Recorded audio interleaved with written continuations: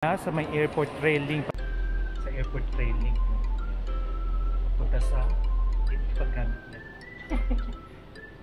yan, hindi mo English para maintindihan mo, and then pili ka lang kung saan ka pupunta. Yan, tulad dito ka punta sa Ratchapraro.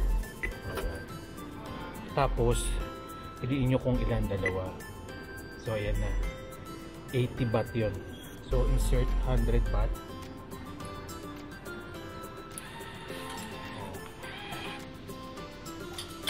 Ayun, dito. Susukol lang tayo na. Ayan. Dito, may 10 piso sila. Pero 10 piso. 10 piso rin natin, katulad.